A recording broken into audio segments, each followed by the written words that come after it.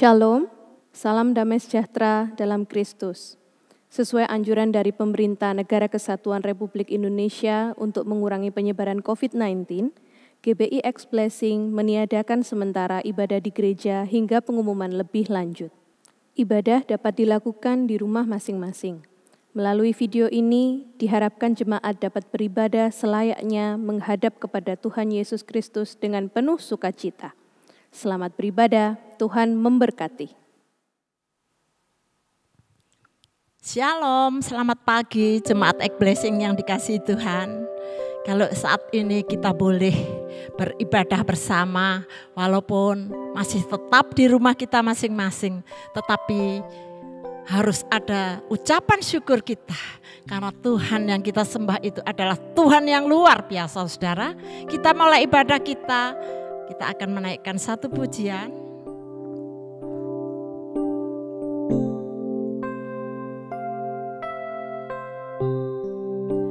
Dia sungguh indah,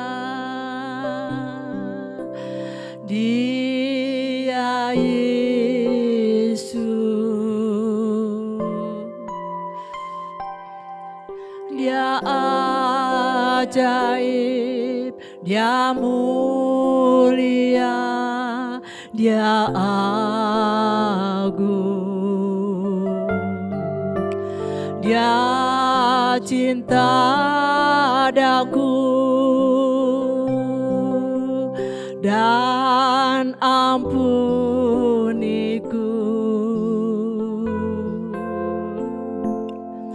bahkan rela berikan nyawanya untuk selamatkanku. Sambutlah Yesus, tinggikan Yesus, beri Dia hormat, pujian dan kuasa. Yesus Raja, bagi yang mulia, ku angkat tanganku, Kau ku puja, ku cinta, ku sembah. Haleluya.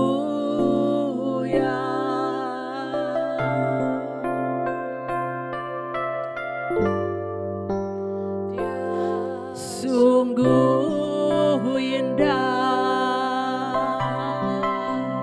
Dia Yesus,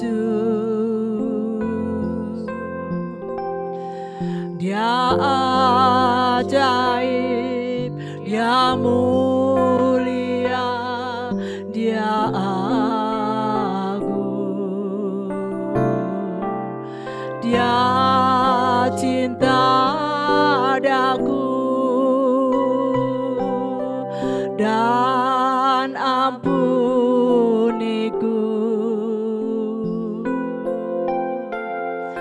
bahkan rela berikan nyawanya untuk selamatkanku. Sambutlah Yesus, tinggikan Yesus, beri Dia hormat, pujian dan kuasa. Yesus Raja, bagi yang mulia, ku angkat tanganku, Kau ku puja, ku cinta, ku sembah. Haleluya.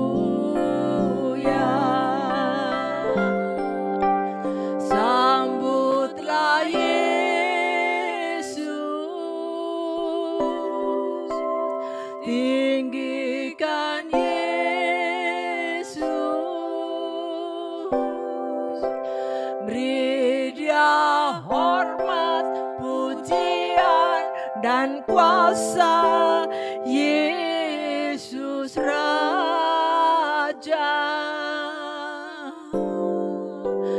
Bagi yang mulia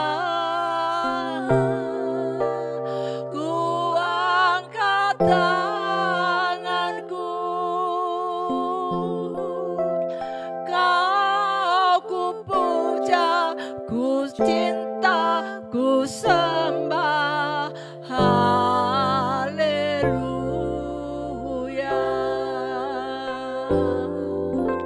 Kau ku puja, ku cinta, ku sembah. Haleluya. Haleluya. Kami bersyukur Tuhan, kami bersyukur untuk kasih-Mu Tuhan,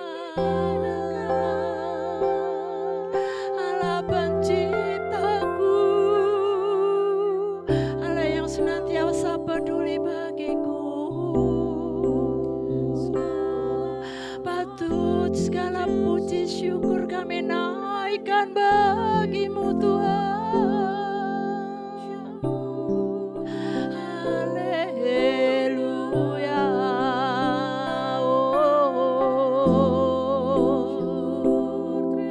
Allah yang maha besar,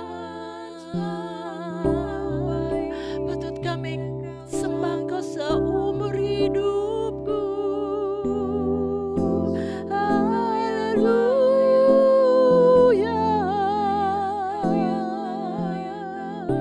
Syukur. Haleluya. Haleluya. Kami bersyukur. Haleluya, Yesus. Haleluya.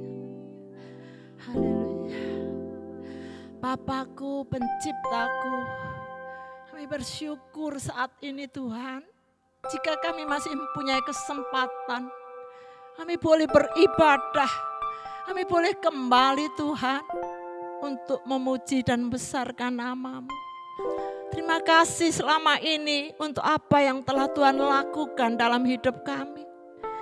Engkau menjadi sandaran hidup kami. Engkau sumber pertolongan kami. Engkau Allah yang tidak pernah membiarkan kami. Walaupun saat ini kondisi kami masih belum boleh beribadah Tuhan di gereja. Tapi kami tahu penyertaan Tuhan senantiasa ada bagi jemaat Ek-Blessing seluruhnya. Terima kasih Bapa, jika kami diberikan tubuh yang sehat. Jika saat ini kami masih kuat Tuhan, semua karena kemurahan. Syukur Bapakku, pagi ini kami mengucap syukur karena kami bersama jemaat-Mu di Ek-Blessing boleh Tuhan memuji-Mu, menyembah-Mu, bahkan mendengar akan apa yang menjadi kehendak-Mu untuk jemaat-Mu di tempat ini. Terima kasih Bapa, kami menyerahkan ibadah kami mulai awal sampai akhirnya hanya di dalam pimpinan-Mu Tuhan Yesus, pemimpin tertinggi kami. Terima kasih Tuhan, terima kasih. Dalam nama Tuhan Yesus kami berdoa mengucap syukur, haleluya. Amin. Saudara, pada tanggal 9 Agustus ini kita boleh tetap bersukacita karena kita diberikan kesempatan, kita diberikan kesehatan untuk kita boleh memuji dan membesarkan namanya. Mari saudaraku bersemangat, apapun yang ada di luar kita tinggalkan. Untuk kita fokus ke depan, kita rindu untuk memuji dan menyukakan hati Tuhan kita. Mari saudara, saya ajak kita menyanyikan satu pujian.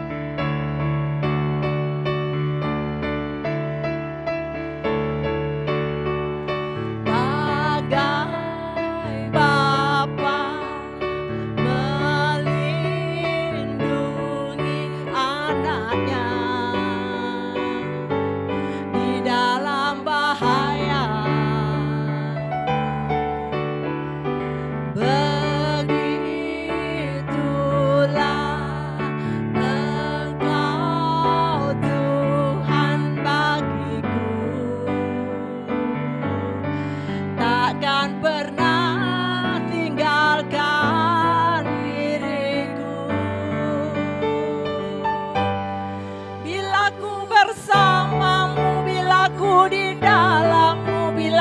Kau di pihakku, siapa lawanku?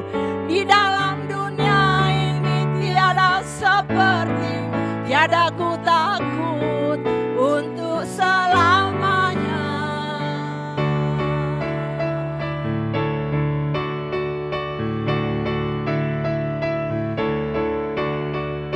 Gelap malam, lembah gelap yang ada di dalam hidupku, takkan lagi menggetarkan hatiku, sebab Kau Tuhan kekuatan di dalam hidupku. Bila ku bersamamu, bila ku di dalammu, bila Kau di pihakku, siapa lawanku? Di dalam dunia ini tiada sepertimu, tiada ku takut untuk selamanya. Bila ku bersamamu, bila ku di dalammu, bila Kau di pihakku, siapa lawanku? Di dalam dunia ini tiada sepertimu, tiada ku takut untuk selamanya.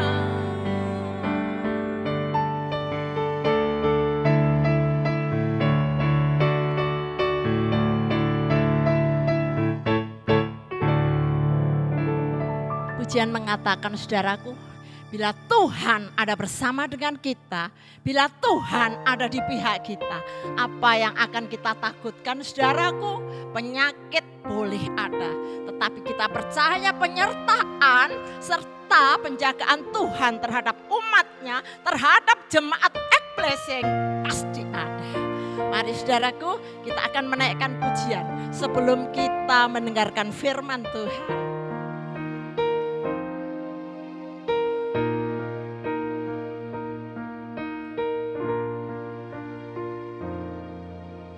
Kau di setiap langkahku,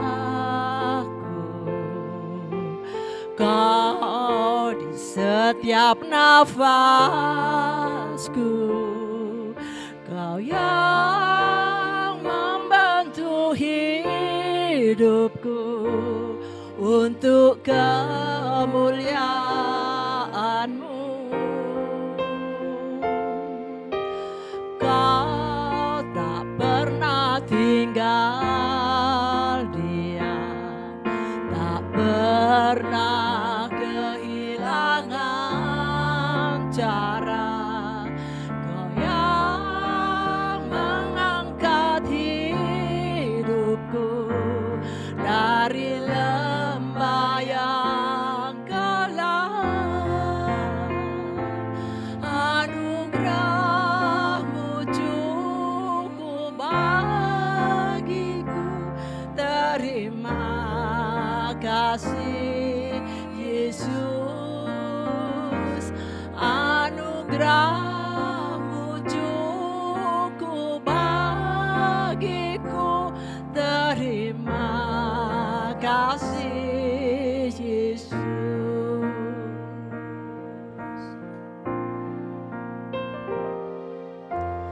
Kau di setiap langkahku, Kau di setiap nafasku, Kau yang membantu hidupku untuk kemuliaan-Mu. Kau tak pernah tinggal diam, tak pernah kehilangan cara. Kau yang mengangkat hidupku dari lembah yang gelap. Anugerah-Mu cukup bagiku.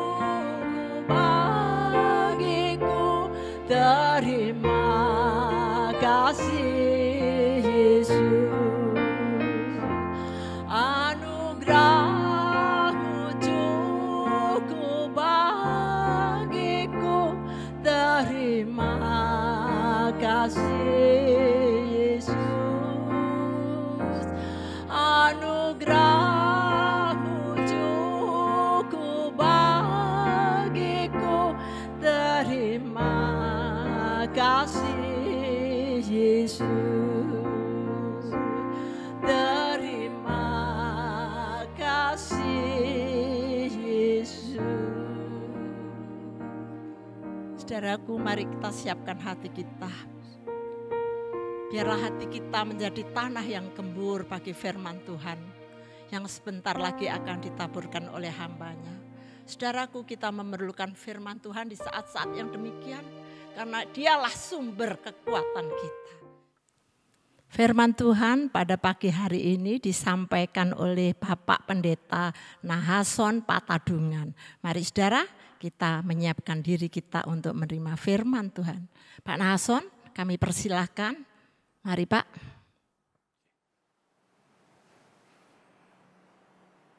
Kita berdoa. Tuhan, kami serahkan pemberitaan firman-Mu ke dalam tangan-Mu. Engkau yang punya kuasa untuk memampukan kami mengerti isi hati firman Allah. Engkau juga yang punya kuasa untuk memampukan kami untuk melakukan firman Tuhan. Kami sadar kami sangat terbatas, oleh karena itu biarlah kuat kuasa-Mu mengambil alih penuh pemberitaan firman-Mu dan menuntun kami kepada jalan yang Tuhan sudah kehendaki dan jalan itu benar adanya. Terima kasih Bapa, dalam nama Yesus, haleluya, amin. Shalom Bapak Ibu yang dikasihi Tuhan, kita akan belajar firman Tuhan. Kita buka Efesus pasal 5, ayat yang ke-15 sampai ayat yang ke-16. Kita akan belajar dari satu isi hati Tuhan di sini, supaya kita perhatikan baik-baik. Efesus pasal 5, ayat 15 sampai ayat yang ke-16, demikian firman Tuhan. Karena itu perhatikanlah dengan seksama bagaimana kamu hidup. Janganlah seperti orang bebal, tetapi seperti orang arif, dan pergunakanlah waktu yang ada, karena hari-hari ini adalah jahat. Sekali lagi saya bacakan. Karena itu perhatikanlah dengan seksama bagaimana kamu hidup, janganlah seperti orang bebal, tetapi seperti orang arif, dan pergunakanlah waktu yang ada, karena hari-hari ini adalah jahat. Saudara yang dikasihi Tuhan, hukum yang ada di dunia ini, kalau kita amat-amati, rata-rata bisa ditawar, bisa dinego, dan bisa ditunda, dan bisa juga dilanggar. Kita banyak mendengar kasus-kasus orang-orang yang terbukti bersalah, tapi karena ada permainan di belakang layar, orang itu bisa keluar bebas. Tapi ada juga orang yang sudah jelas benar, tapi nanti tidak tahu ada permainan apa di belakang sana, bisa dituduh bersalah. Ya. Jadi kita bisa melihat hukum yang ada di dunia ini bisa ditawar, bisa dinego, dan bisa dilanggar. Demikian juga dengan hukum Tuhan Bapak Ibu. Hukum Tuhan pun juga ternyata kita bisa tawar, kita bisa nego. Contoh, Tuhan menghendaki kita harus hidup kudus. Tuhan menghendaki kita untuk disiplin dalam pelayanan. Tuhan menghendaki kita untuk hidup seturut dengan firman Tuhan. Tuhan menghendaki kita untuk bisa mengendalikan diri. Ada banyak tuntutan dalam firman Tuhan yang harus kita lakukan dalam hidup ini. Tapi ternyata dalam pelaksanaannya, kita bisa tunda, kita bisa tawar, dan kita bisa nego. Kita bisa menunda untuk hidup kudus, kita bisa menunda untuk taat. Ada banyak hal yang kita bisa tunda dari hukum firman Tuhan. Jadi lihat, hukum dunia bisa ditawar, bisa dinego. Hukum Tuhan pun bisa ditawar, bisa dinego. Tapi saudara saya beritahu, ada satu hukum yang Tuhan juga buat bagi kita, yang seorang kaisar pun tidak bisa tawar dan nego. Itu adalah hukum waktu. Waktu tidak bisa ditawar, dan waktu tidak bisa dinego, dan waktu tidak bisa dihentikan. Siapapun kita, sekalipun kaisar atau rakyat biasa, orang berpendidikan atau tidak, kaya atau miskin, tidak bisa melawan hukum waktu. Waktu terus berjalan, tidak peduli kita jahat atau baik, tidak peduli kita mengisi hidup kita atau tidak, dia tetap mengambil detik demi detik usia kita. Dia terus berjalan dan tidak bisa dihentikan. Itu waktu. Tidak terasa nanti usia kita 35, 40, 45, 50, 60, tidak terasa. Waktu terus berjalan. Dan kalau dia sudah berjalan, tidak bisa diulang kembali. Tidak bisa. Sayangnya saudara, ada banyak orang yang akhirnya menyesal di penghujung usianya dia. Pada waktu sudah usia lansia, sudah usia tua, baru dia menyesal. Kenapa selama hidupnya dia tidak isi dengan yang baik. Cuman sayangnya dia tidak bisa kembali ulang ke masa lalunya untuk memperbaiki hidupnya itu. Tidak bisa. Makanya firman Tuhan katakan, pergunakanlah waktu yang ada. Karena hari-hari ini adalah jahat. Saudara, jadi kalau bicara tentang waktu, hati-hati. Siapapun kita, tidak ada satupun yang bisa menghentikan waktu. Dan waktu berjalan dengan terus. Nah, hari ini kita akan belajar ada 3 macam waktu yang Alkitab pernah paparkan dan yang kita harus ketahui. Yang pertama adalah kronos, yang kedua adalah aion, Dan yang ketiga adalah kairos. Hari ini kita akan belajar satu demi satu. Yang pertama, kronos. Apa itu kronos? Kronos adalah waktu yang selalu ada, bisa diprediksi, bisa direncanakan, bisa diatur, bisa diulang. Itu adalah kronos. Kronos adalah suatu waktu yang selalu ada, bisa diketahui secara jelas, bisa diprediksi, bisa diatur, bisa direncanakan, bisa diulang. Itu adalah kronos. Ya, contoh, misalkan kita di sini jemaat GBIX ada rencana besok jam 10 pagi kumpul di gereja. Ini cuma contoh. Akhirnya semua sudah oke. Ya. Nah, ternyata pas besoknya banyak teman-teman kita telepon jam 7, jam 8 telepon. Aduh Pak, sorry Pak, saya nggak bisa datang karena ada rapat. Aduh Pak, sorry Pak, saya nggak bisa telepon karena orang tua sakit. Aduh Pak, sorry Pak, ini ada kepentingan, ada rapat mendadak. Jadi banyak teman-teman kita nggak bisa datang ikut pertemuan jam 10 pagi itu. Lalu mereka mengusulkan, kira-kira gimana Pak Nason kalau misalnya ditunda minggu depan? Akhirnya saya rapat sama Pak Joni, Bapak Gembala, oke kita atur minggu depan. Nah itu namanya kronos. Sesuatu yang bisa diatur, bisa direncanakan, bisa diulang, bisa ditata, itu namanya waktu kronos. Ya, coba kita lihat contoh di Alkitab. Mari kita buka di dalam Kisah Rasul pasal 1. Kisah Rasul 1 ayat yang ke-21. Kisah Rasul 1 ayat 21. Di sana dikatakan, jadi harus ditambahkan kepada kami seorang dari mereka yang senantiasa datang berkumpul dengan kami selama Tuhan Yesus bersama-sama dengan kami. Kata senantiasa di sana itu memakai kata Yunani kronos. Kalau saudara baca pasal ini berbicara tentang para murid yang rapat waktu itu mencari pengganti Yudas. Karena kita tahu Yudas kan bunuh diri. Akhirnya terpilihlah Matias. Nah, kenapa Matias dipilih? Karena Matias ini ternyata senantiasa. Kata senantiasa itu artinya sesuatu yang berulang-ulang terencana.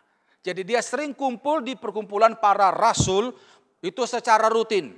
Dia sering berkumpul, beribadah, bersekutu, dan itu terus berlangsung seperti itu. Nah, karena itu terjadi dengan rutin, bisa diprediksi dan terencana, itu namanya kronos. Bisa ngerti Bapak Ibu ya?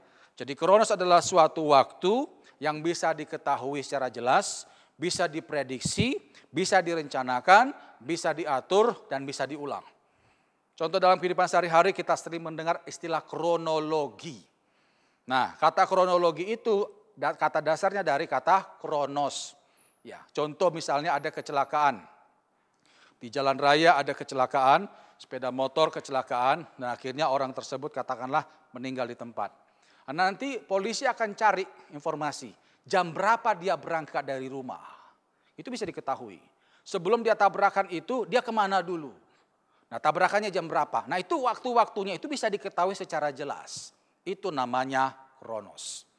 Jadi waktu yang bisa diketahui secara jelas, bisa direncanakan, bisa diatur, bisa diulang, itu namanya kronos. Yang mengerti katakan amin. Itu yang pertama. Yang kedua adalah aion. Aion adalah waktu yang tidak bisa diketahui secara jelas, tidak bisa diprediksi, dan cenderung intervalnya panjang. Itu aion. Aion adalah waktu yang tidak bisa diketahui secara jelas, tidak bisa diprediksi, dan cenderung interval waktunya panjang. Contoh, mari buka di dalam Matius 28. Supaya kita paham tentang masalah jenis waktu yang dipaparkan oleh Alkitab. Matius 28 ayat yang ke-20. Jadi aion ini adalah waktu yang tidak bisa diprediksi. Kalau kronos tadi bisa diprediksi, tapi aion tidak bisa diprediksi, tidak bisa diketahui secara jelas, dan cenderung intervalnya panjang. Kita lihat di sini, Matius 28 ayat yang ke-20. Dan ajarlah mereka melakukan segala sesuatu yang telah kuperintahkan kepadamu. Dan ketahuilah, aku menyertai kamu senantiasa sampai kepada akhir zaman. Kata akhir zaman di sana memakai kata Yunani to aionos. Itu dari kata dasar aion. Nah, akhir zaman itu waktunya nggak bisa diprediksi. Kita tidak tahu tahun berapa akhir zaman itu. Dan itu masih panjang. Jadi untuk waktu yang tidak bisa diketahui secara jelas, tidak bisa diprediksi, intervalnya panjang, itu namanya aion. Contoh lagi, mari buka Yohanes 6 ayat 51. Yohanes 6 ayat 51. Yohanes 6 ayat 51. Dikatakan di sana, Akulah roti hidup yang telah turun dari sorga. Jikalau seorang makan dari roti ini, ia akan hidup selama-lamanya. Dan roti yang kuberikan itu ialah dagingku yang akan kuberikan untuk hidup dunia. Kata selama-lamanya di sana memakai kata Yunani aion. Kenapa? Karena enggak jelas. Selama-lamanya itu panjang interval waktunya. Jadi untuk waktu yang tidak jelas, tidak bisa diprediksi dan cenderung panjang intervalnya, itu disebut aion. Yang mengerti katakan amin. Nah, yang ketiga adalah kairos. Ini yang penting. Kairos adalah waktu yang terjadi sesekali saja, itu tidak akan bisa diulang. Begitu itu sudah terjadi, maka dia akan lewat pergi dan tidak akan pernah kembali. Itu kairos. Kairos adalah waktu yang terjadi sesekali saja, dan begitu itu sudah terjadi, tidak bisa diulang. Begitu kita tidak gunakan waktu kesempatan tersebut, maka dia akan pergi meninggalkan kita begitu saja. Ini akan banyak kita bahas. Karena Tuhan seringkali bekerja di waktu kairos. Mari buka ayatnya di dalam Galatia pasal yang ke-6. Galatia pasal yang ke-6. Ayat yang ke-10. Galatia 6 ayat yang ke-10. Dikatakan di situ, karena itu selama masih ada kesempatan bagi kita, marilah kita berbuat baik kepada semua orang, tetapi terutama kepada kawan-kawan kita seiman. Karena itu selama masih ada kesempatan. Kata kesempatan di sana memakai kata Yunani kairos. Saya mau nanya Bapak Ibu yang dikasihi Tuhan, hidup kita di dunia ini 1 kali, 2 kali, 3 kali atau 4 kali saudara? 1 kali. Hidup kita yang 1 kali lewat ini di dunia hanya terjadi 1 kali dan tidak bisa diulang. Itulah kairos. Saudara tidak gunakan sebaik-baiknya, menyesal saudara.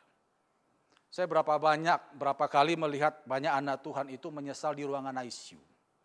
Saya sering keliling saudara ya ke rumah sakit doakan orang. Ya, di ICU itu banyak orang menyesal. Ya, ada satu bapak saya pernah doakan. Ya, dia nangis karena ternyata waktu dia sakit di ruangan ICU tidak ada yang jaga. Dia nyesal di situ karena selama hidupnya dia jahat sama istri dan anaknya. Jadi dia nggak punya siapa-siapa untuk jaga dia. Istrinya udah cuek, anak-anak pun cuek. Dia menyesal kenapa waktu aku masih hidup, masih sehat kok aku jahat. Ya sayang waktu sudah lewat begitu saja. Ada lagi satu pernah saya doakan saudara ya, seorang anak muda. Ini yang kasihan. Kecelakaan, patah kakinya dua-dua. Terus ternyata waktu saya datangi, konselingi, ternyata apa? Dia ini sebenarnya sudah bolak-balik dipanggil oleh gembalanya untuk pelayanan. Dan dia bisa, cuman alasan nantilah om, kapanlah om, banyak alasan saudara, banyak alasan. Saya percaya kalau Bapak Gembala meminta kita melayani Tuhan, pasti saya yakin Bapak Gembala sudah doa dulu, tidak sembarangan itu. Tapi dia nantilah, gampang lah. Pagi itu dia cerita, sebenarnya Gembala sudah ngajak dia untuk pelayanan, tapi dia nolak, dia pergi jalan-jalan sama teman-temannya, kecelakaan, patah kakinya. Ya, nyesal di situ. Coba kalau dia pergi pelayanan dengan Bapak Gembala, nggak terjadi kecelakaan yang mematahkan 2 kakinya itu. Cuman masalahnya itu sudah lewat. Itulah kairos. Terjadi hanya 1 kali saja, begitu kita tidak gunakan itu dengan baik, menyesal kita. Ya. Saudara, untuk kairos ini kita harus hati-hati, Bapak Ibu dikasih Tuhan. Karena hidup kita ini cuma 1 kali. Kalau kronos gagal, itu bisa diulang, bisa diatur. Tapi kalau kairos gagal, itu air mata saudara. Jadi makanya dalam hidup ini gunakan hidup saudara dengan sebaik-baiknya. Nah hari ini kita akan belajar bagaimana caranya supaya dalam hidup kita yang 1 kali lewat ini kita bisa mengalami kairos Tuhan. Bagaimana caranya supaya hidup kita yang satu kali lewat ini kita bisa mengalami hidup yang berarti, hidup yang memuliakan Tuhan, hidup yang diberkati Tuhan dan menjadi berkat bagi sesama. Gimana caranya? Hari ini kita akan belajar ada 3 nasihat firman Tuhan. Yang pertama, buka Yakobus 4 ayat 13 sampai ayat yang ke-15. Bagaimana caranya untuk kita bisa menggunakan hidup kita yang satu kali lewat ini dengan baik, sehingga hidup kita boleh berarti bagi Tuhan dan bagi sesama. Ada 3 nasihat firman Tuhan. Yang pertama, Yakobus 4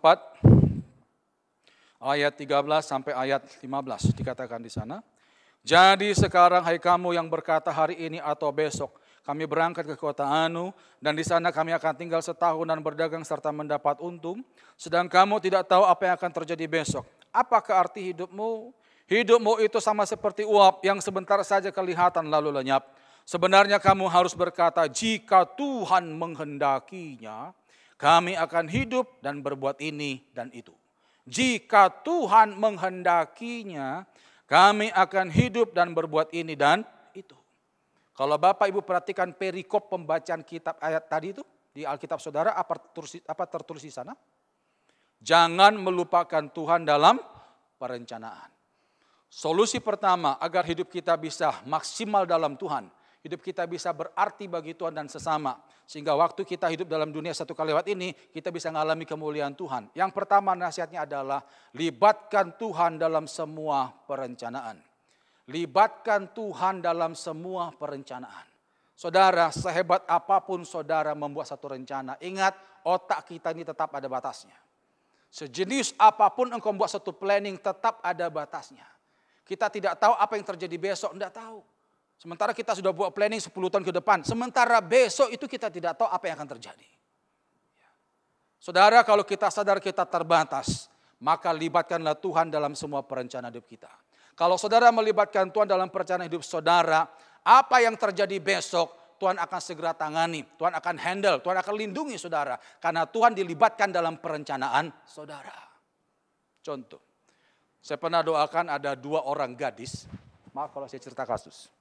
Supaya kita ngerti bahwa firman Tuhan ini bukan dongeng saudara ya. 2 wanita ini sama-sama single, sama-sama singer gereja, penyanyi gereja, hamba Tuhan. Dan sama-sama menghadapi kasus yang sama, yaitu masalah jodoh. Tapi bedanya, yang satu mengandalkan Tuhan, yang satu tidak mengandalkan Tuhan.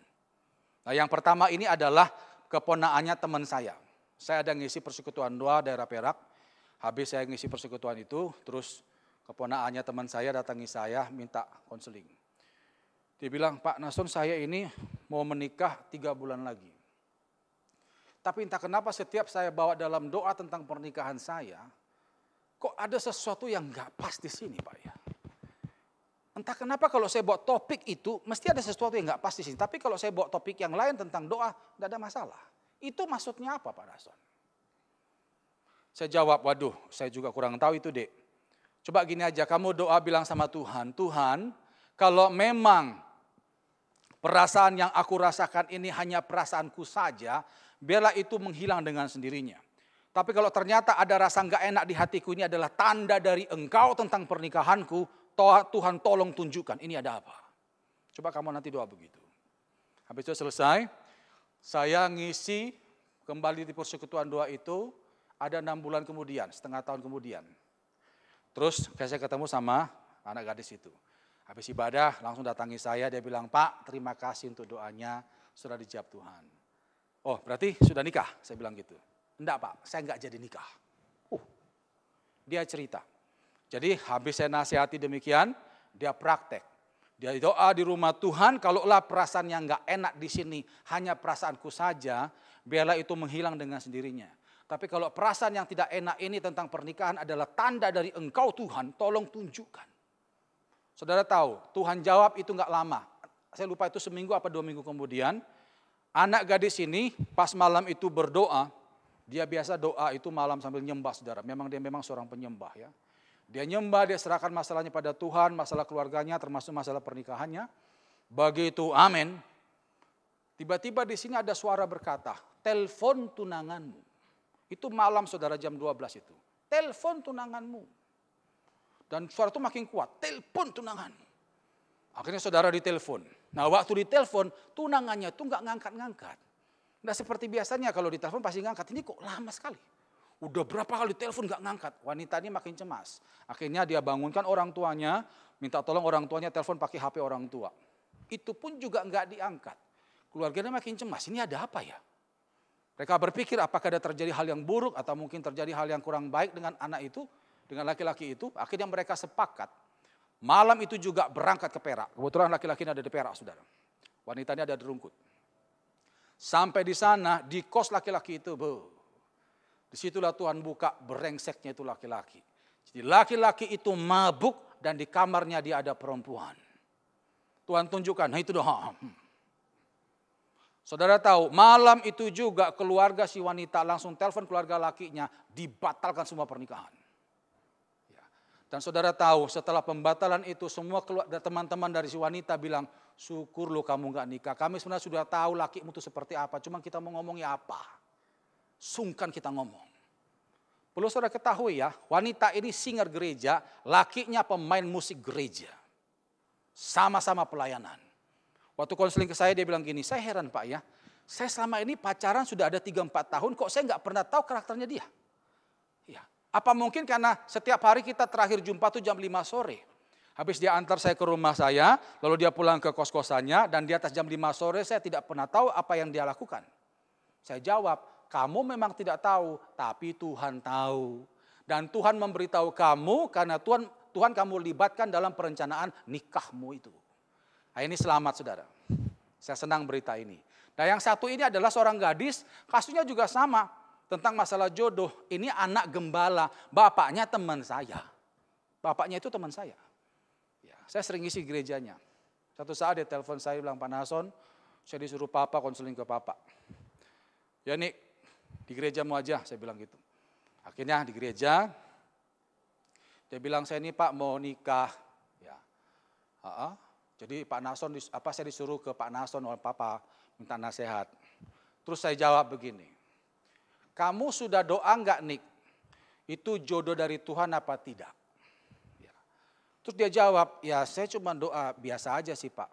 Kalau doa biasa ya bukan itu, kamu harus doa tanya Tuhan, itu dari Tuhan apa tidak? Gini Pak Nason ya, saya itu sama dia itu sudah kenal lama dari kecil. Dan keluarga kami juga sudah saling kenal. Ya, jadi kami berpikir ya oke-oke saja. Saya bilang bukan begitu nih, kamu tuh doa tanya Tuhan itu kehendak Tuhan apa tidak. Terus dia jawab, ya kalau itu sih belum Pak. Ya sudah kalau belum ya teman saja dulu lah.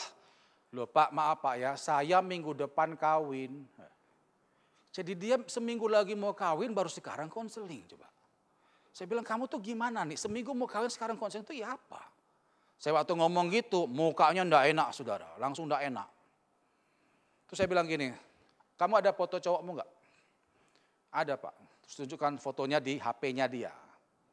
Saya waktu lihat HP-nya saudara ya, lihat laki itu. Ganteng memang cakep. Tapi entah kenapa kok ada perasaan tidak pas di roh saya dengan ini. Tapi saya harap Bapak Ibu enggak usah tunjukkan foto ke saya saudara ya. Itu tidak berlaku ya. Saya waktu lihat itu saya bilang gini, Nek coba kamu doa lagi aja dah. Nanti Tuhan akan tunjukkan rencananya buat kamu. Masih ada seminggu lagi kok. Nah saya ngomong gitu, mukanya makin tidak enak. Ya sudahlah, saya pikir. Akhirnya sudah, dia nikah, tidak ngundang-undang saya, masa bodoh lah ya. Nah 6 bulan kemudian, ya, setelah dia nikah hampir setahun lah. Karena dia sudah mulai, udah punya janin saudara ya. Telepon saya malam-malam, mau nangis. Dia bilang, Pak, saya bisa konseling enggak Pak? Saya dalam hati, ini masalah ini dah. Ya udah besok di gereja bapakmu. Terus dia bilang gini saudara, tolong Pak ya jangan beritahu papa. Ini yang saya tanda tanya, ada apa? Ya udahlah, oke. Akhirnya besoknya saya ketemu di gereja bapaknya, dia cerita kejadian yang baru 2 hari dia alami. Jadi malam itu dia sama suaminya tidur di tempat tidur, matanya nutup tapi tidak tidur. Suaminya pikir dia sudah tidur. Suaminya telepon seseorang. Semua pembicaraan dengan orang itu si wanita ini dengar karena pas di sampingnya. Si laki pikir dia sudah tidur padahal cuma tutup mata. Dia enggak tidur. Saudara tahu yang ditelepon siapa? Bukan perempuan, dukunnya. Jadi laki ini rupanya masih punya guru spiritual, ngakunya ke si perempuan sudah putus, ternyata masih nyambung. Dan pembicaraan dengan dukun itu, wanita ini semua dengar.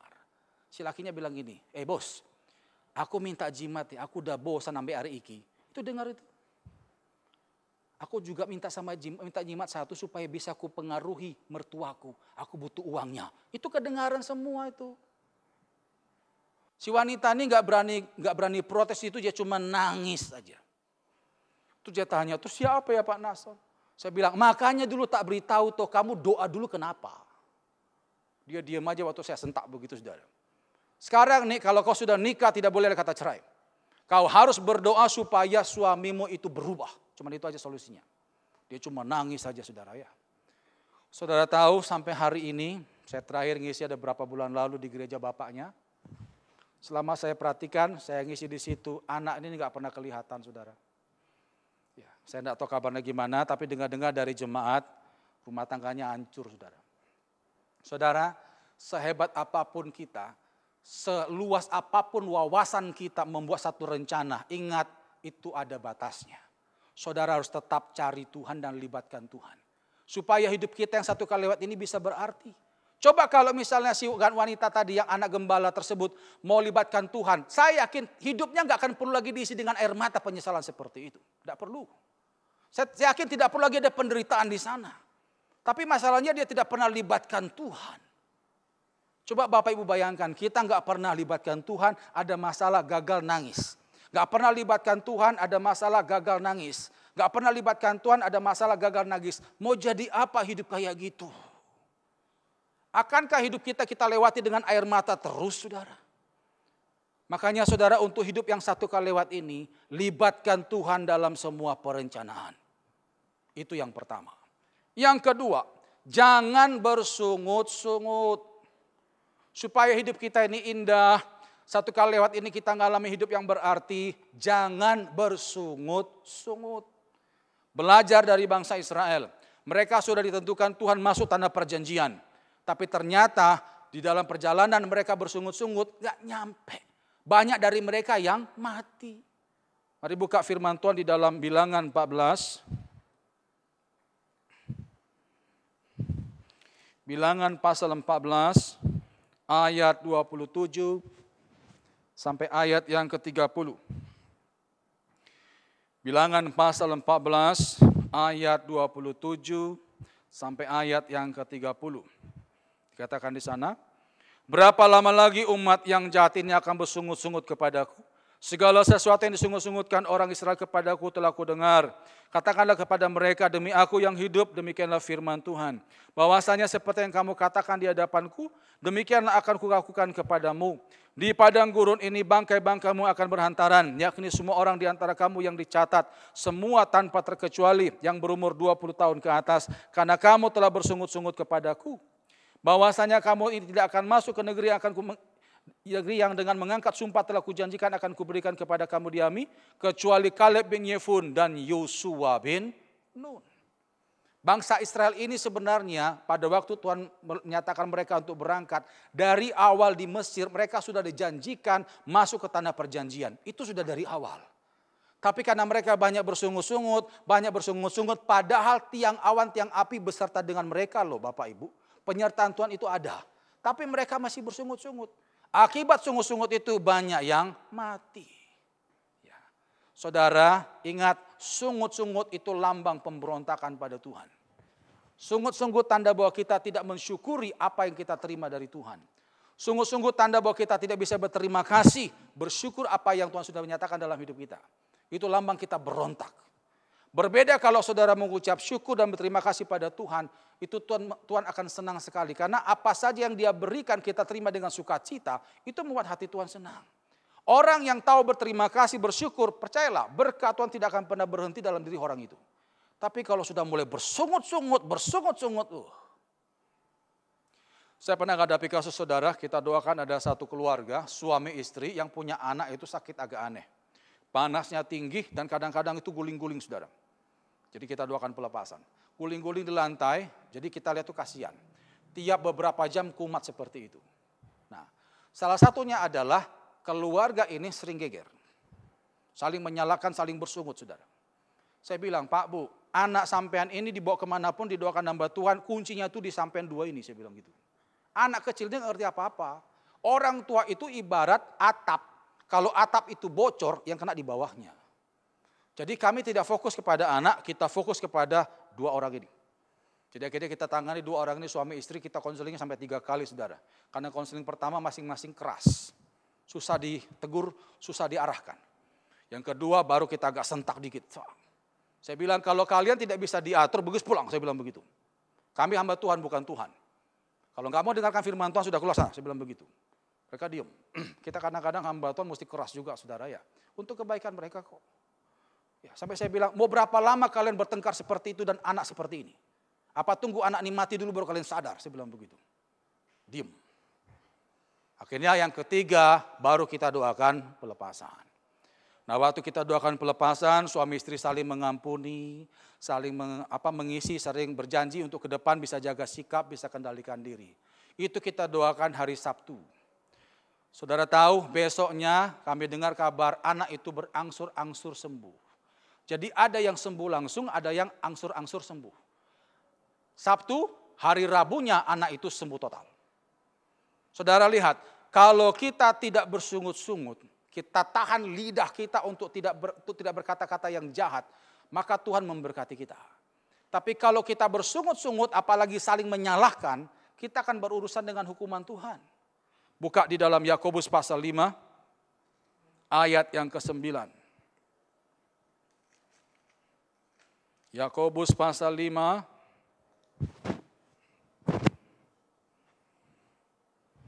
saya kalau cerita kasus banyak, karena kita banyak nangani kasus, saudara ya. Itu tadi masalah anak, ada lagi masalah usaha, ada lagi masalah kesehatan. Ya. Jadi intinya sungut-sungut itu tidak ada gunanya. Justru membuat hidup itu makin kacau. Ingat saudara ya, hidup kita ini cuma satu kali lewat. Kenapa dibikin kacau?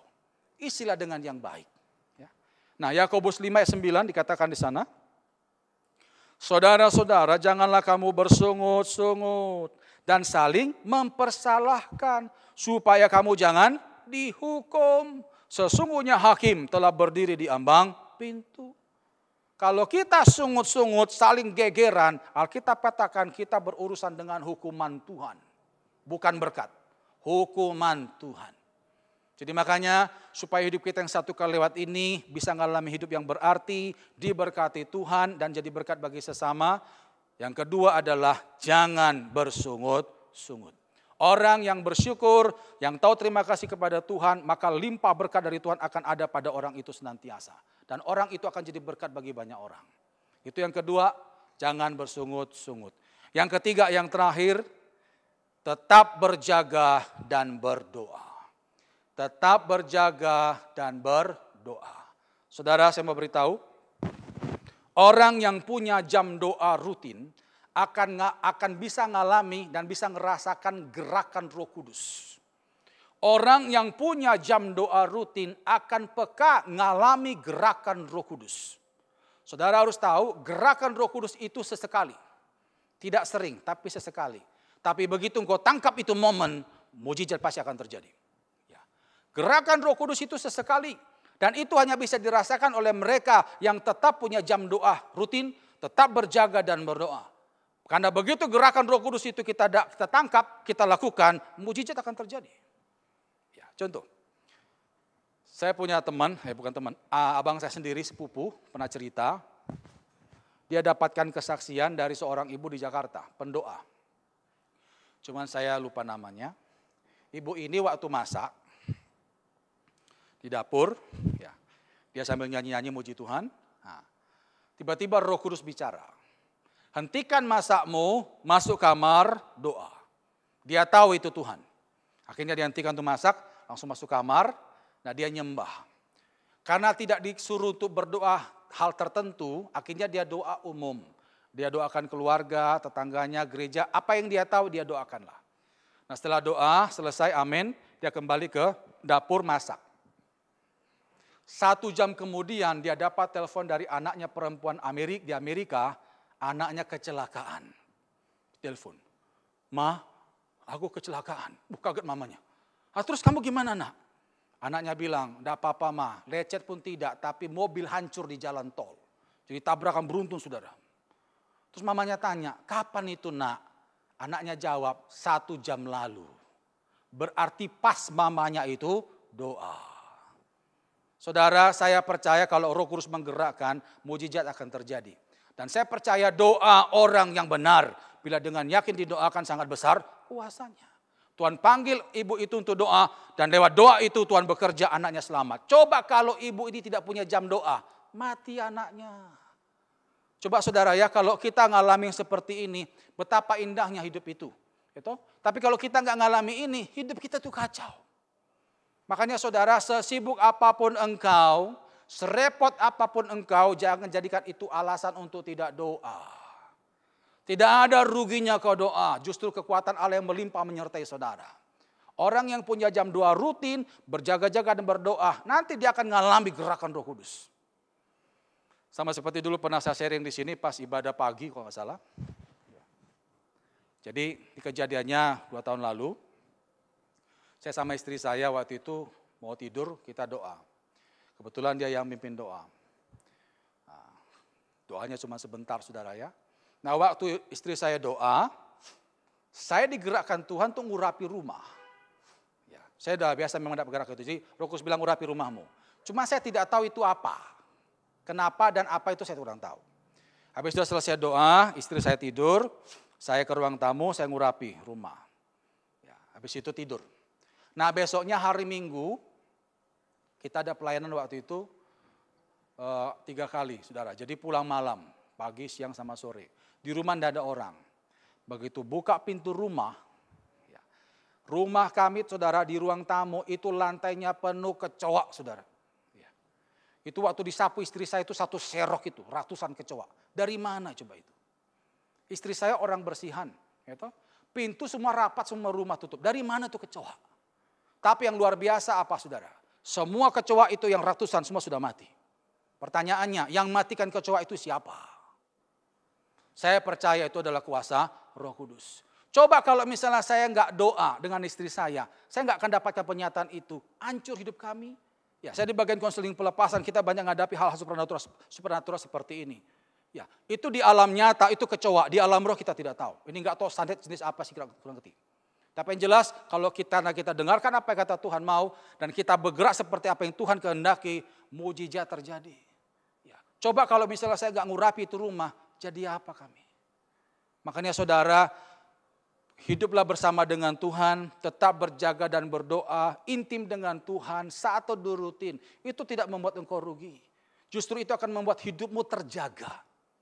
Kita yang hidup 1 kali lewat ini bisa mengalami berkat Tuhan karena kita dekat dengan Tuhan. Coba kita lihat ayatnya, Yesaya 30 ayat 18, ayat yang terakhir. Sini kita akan lihat bagaimana gerakan Roh Kudus itu sesekali. Yesaya 30 ayat yang ke-18. Yesaya 30 ayat 18 dikatakan di sana. Sebab itu Tuhan menanti-nantikan saatnya hendak menunjukkan kasih-Nya kepada kamu. Sebab itu Ia bangkit hendak menyayangi kamu. Sebab Tuhan adalah Allah yang adil. Berbahagialah semua orang yang menanti-nantikan Dia. Kalau saudara perhatikan kalimat pertama di ayat itu dikatakan apa? Sebab itu Tuhan menanti-nantikan saatnya hendak menunjukkan kasih-Nya kepada kamu. Dari ayat itu kita bisa tahu bahwa Tuhan itu bergerak tidak asal-asalan, ada waktunya. Nah, gerakan Tuhan itu akan ditangkap oleh mereka yang, apa di sana dikatakan? Menanti-nantikan Tuhan. Makanya saudara, supaya hidup kita yang 1 kali lewat ini bisa berarti, bisa diberkati Tuhan, mengalami sukacita, dan menjadi berkat bagi sesama. Nasihat yang ketiga adalah tetap berjaga dan berdoa. Jadi ada 3 nasihat firman Tuhan pada pagi hari ini yang akan kita bawa dalam kehidupan kita sehari-hari. Yang pertama tadi adalah libatkan Tuhan dalam semua perencanaan. Yang kedua, jangan bersungut-sungut. Yang ketiga, tetap berjaga dan berdoa. Ada 3 waktu Tuhan tadi yang kita sudah dengar. Yang pertama adalah Kronos, yang kedua Aion, dan yang ketiga adalah Kairos. Nah, kairos ini yang kita perlu titik beratkan perhatian kita ke sana. Karena kalau kronos gagal bisa diatur. Tapi kalau kairos gagal, air mata. Saya berharap dan saya berdoa kita semua yang sudah dengarkan firman Tuhan bisa menggunakan hidup ini dengan baik. Kairos Tuhan dengan baik. Supaya selama kita hidup kita bisa mengalami sukacita bersama dengan Tuhan. Dan kita bisa memuliakan Tuhan dan menjadi berkat bagi sesama. Oleh karena itu mulai hari ini libatkan Tuhan dalam semua perencanaan. Mulai hari ini jangan lagi ada kata sungut-sungut di lidah kita. Dan mulai hari ini tetap berjaga-jaga dan berdoa. Kita berdoa. Tuhan, terima kasih untuk nasihat firman-Mu pada hari ini. Biarlah ini kami bawa pulang Tuhan. Kami minta ampun jikalau pada masa-masa lalu hidup kami banyak sekali tidak menggunakan waktu dengan baik. Kami sia-siakan begitu saja. Tuhan, ampuni kami. Hidup kami makin lama makin mendekati ajal. Tapi seringkali kami tidak pernah perbaiki diri kami, sikap kami. Apalagi melibatkan Tuhan dalam perencanaan hidup kami. Tuhan, ampuni kami. Kami ingin hidup kami yang satu kali lewat ini bisa berarti. Boleh menjadi kemuliaan bagi Tuhan. Tuhan disenangkan. Dan orang lain pun juga boleh bersuka cita lewat hidup kami. Oleh karena itu Tuhan, ajar kami untuk melibatkan Tuhan dalam semua perencanaan hidup kami. Ajar kami untuk tidak bersungut-sungut, tapi bersyukur pada Tuhan untuk keadaan apapun yang kami alami. Dan ajar kami untuk senantiasa bersekutu dengan Tuhan tiap hari. Berjaga-jaga dan berdoa. Karena kami tahu ada kalanya nanti Roh Kudus akan gerakkan kami sekali-kali. Dan begitu kami nangkap itu momen, mujizat akan terjadi. Terima kasih Bapa, meteraikan kebenaran firman-Mu. Hamba sangat-sangat terbatas menyampaikan. Tapi kuat kuasa Roh Kudus yang tidak terbatas yang akan meneruskannya. Memeteraikan firman-Mu dan memberkati kami semua. Di dalam nama Yesus. Haleluya. Amin. Tuhan Yesus memberkati.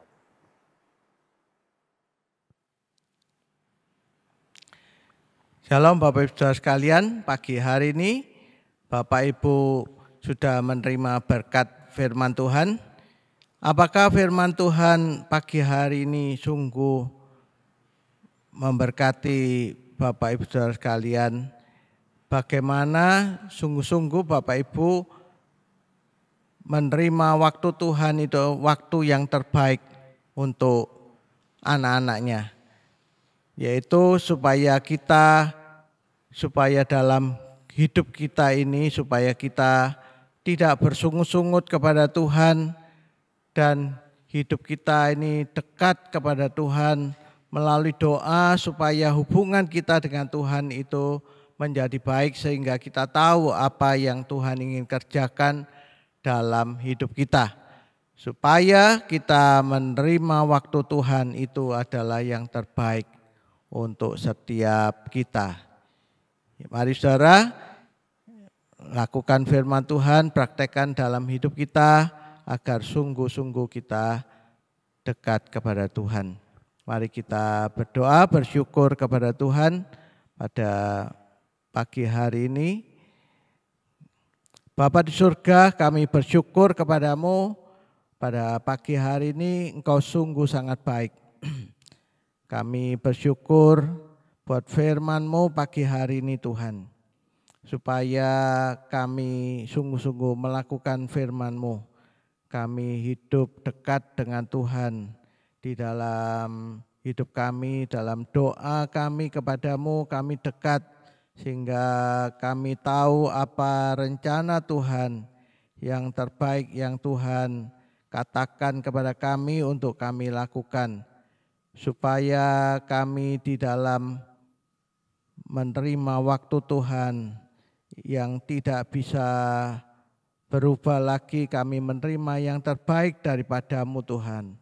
Kami sungguh bersyukur kepadamu, Engkau pakai hamba-Mu Pak Nason Tuhan, yang sudah menyampaikan firman-Mu Tuhan, urapi terus hamba-Mu Tuhan. Tuhan pakai, sertai hamba-Mu, lindungi hamba-Mu, dalam keluarganya juga Tuhan memberkati dan melindungi hamba-Mu Tuhan. Terus Tuhan pakai untuk, terus Tuhan mengurapi dan semuanya Tuhan pakai untuk kemuliaan nama Tuhan. Bapa, kami sungguh bersyukur kepadamu Tuhan. Engkau Bapa yang baik. Engkau memberkati jemaat Ek Blessing Tuhan yang sedang ibadah di rumah, mereka tetap bersukacita dalam ibadah online ini di rumah. Mereka bertemu dengan Engkau secara pribadi, melalui pujian, penyembahan, dan melalui firman-Mu.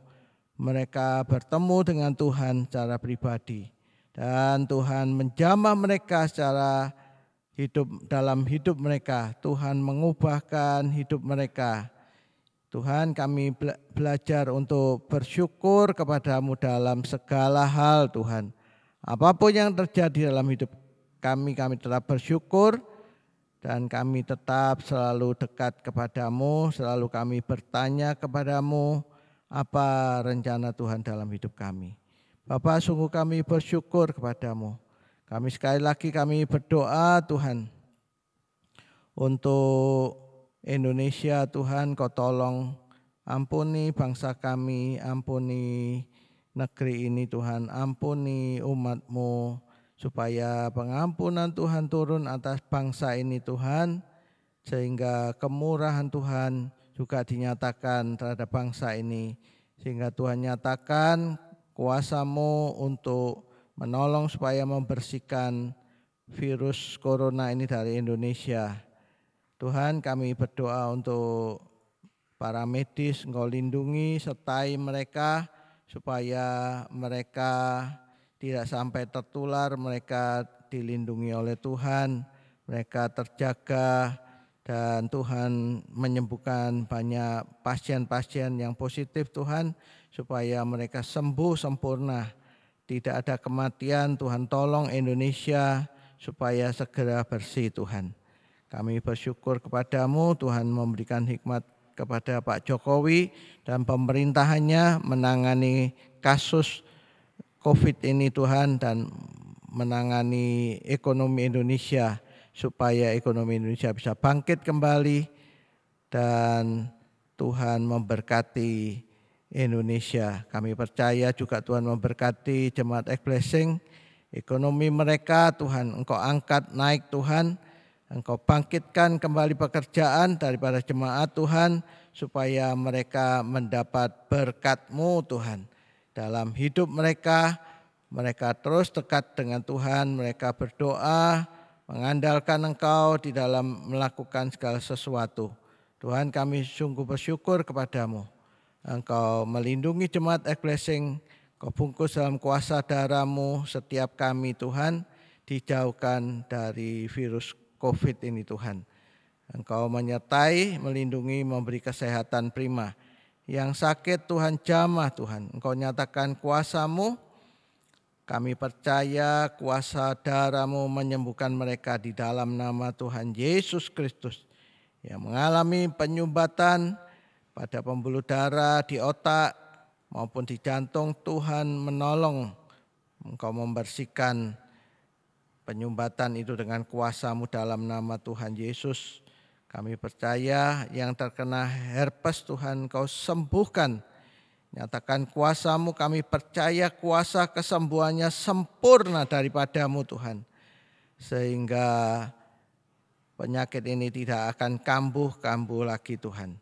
Tuhan menyembuhkan dengan kuasa-Mu, Tuhan tolong. Kami bersyukur kepada-Mu.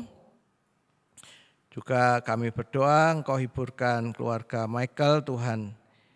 Engkau memberikan kekuatan dan penghiburan supaya tetap ada sukacita saat papanya sudah kembali kepada Tuhan di Firdaus.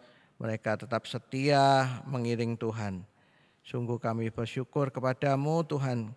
Engkau juga memberkati anak cucu daripada Jemaat Ek Blessing. Semuanya diberkati. Tuhan memberikan hikmat, perlindungan buat mereka. Tuhan memberikan kepintaran dan hikmat daripada-Mu Tuhan, membuat mereka menjadi anak yang terpandai. Mereka menjadi luar biasa di Indonesia dan dimanapun Tuhan pakai mereka, dimanapun mereka berada. Kami sungguh bersyukur kepada-Mu. Tuhan juga Engkau senantiasa melindungi Jemaat Ek Blessing Tuhan. Kami sungguh bersyukur Tuhan memberkati persembahan mereka, dibawa ke dalam rumah Tuhan, Engkau berkati mereka Tuhan. Dengan berkat-Mu Tuhan yang berlimpah, kami percaya berkat Tuhan Engkau senantiasa limpahkan dalam kehidupan jemaat X-Blessing. Sungguh kami bersyukur kepadamu. Mari saudara dengan iman, angkat kedua tangan saudara ke atas untuk menerima berkat Tuhan. Sekarang saudara-saudaraku yang kekasih, terimalah berkat anugerah dari Allah Bapa, cinta kasih di dalam Tuhan Yesus Kristus dan penyertaan Roh Kudus senantiasa menyertai engkau, tinggal dalam hidupmu, membimbing engkau dan memberkati engkau pada waktu engkau masuk, memberkati engkau pada waktu engkau keluar. Apa saja yang dikerjakan tanganmu, Tuhan membuatnya berhasil. Terimalah berkat anugerah ini hanya di dalam nama Tuhan Yesus Kristus. Saudara yang percaya sudah menerima berkat Tuhan, mari katakan amin. Puji Tuhan. Tetap saudara, tetap semangat. Nanti pada tanggal 16 Agustus kita masih tetap ibadah di rumah, ibadah online. Ya, tetap semangat, ada sukacita dan Tuhan memberkati Bapak Ibu sekalian. Apapun yang Bapak Ibu kerjakan, Tuhan membuatnya berhasil.